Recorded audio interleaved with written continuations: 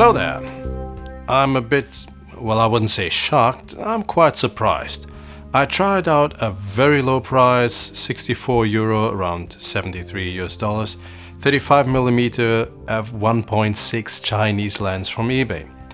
And it's not even branded, neither on the eBay page of the seller, nor on the lens itself. Only on the box we can find a Krorux, brand name of the Hong Kong Krorux technology company, and of course made in China. Have you ever had a lens like that? Leave a comment below. So, I quickly took that lens out for a first test shooting. I wanted to use golden hour as much as possible, then traffic was terrible and it was reduced to a few golden minutes, and some more filming time in a snack bar, an ice cafe, and outside in the dark. Next day I took a few more shots. And I was pleasantly surprised. I enjoyed working with it. Smooth aperture and focus rings, easy to handle. I liked what I saw in camera, the Blackmagic Pocket Cinema Camera 4K. The relatively big aperture of f1.6 and the 12 aperture blades definitely helped a lot in low light and for a nice shallow depth of field. And later I also liked what I saw in post. This lens can really produce some nice images.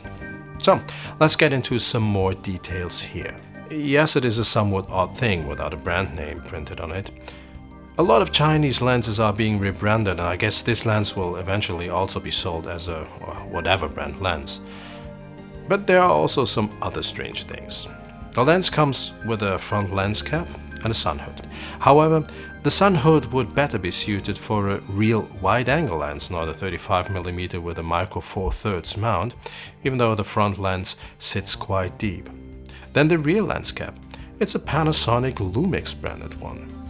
Other than that, it comes well packed in a box with a super thin pouch, a lens cleaning cloth that has somehow taken some color, perhaps from the lens cap, and it comes with a UV filter attached. Nice, but also quite old-fashioned, right? Still, I thought it might have to do with a lack of coating and thus some problems with chromatic aberration. So I checked that out without the UV filter, and even at 800% in the corners I could not find any serious chromatic aberration. The front element does not look overly large. With some lenses this could lead to problems like CAs, we have just covered that, or softness in the edges. This is a screenshot of a part of my iMac 5K display. Again, even the 4x magnification of the corners shows some pretty impressive results. Then how about color cast or color shift? So I filmed the color chart, put it into DaVinci Resolve, adjusted the brightness and contrast, but not the colors. I copied this region and then I let Resolve do an automatic color match on the copy. Yes, we see a slight color shift, but not too big and especially almost not at all in the skin tone colors. So, nothing to condemn here either.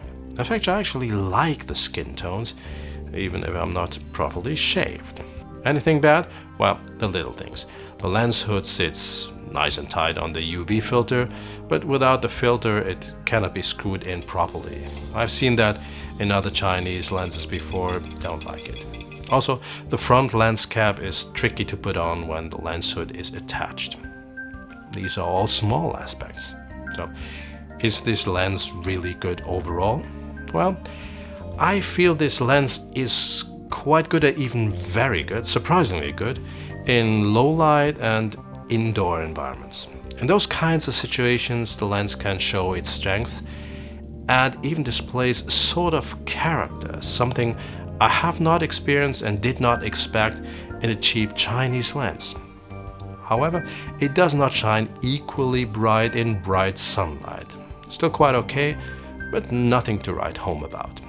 However, if you consider the price tag and see what it can do in certain situations, this is a bargain, a steal.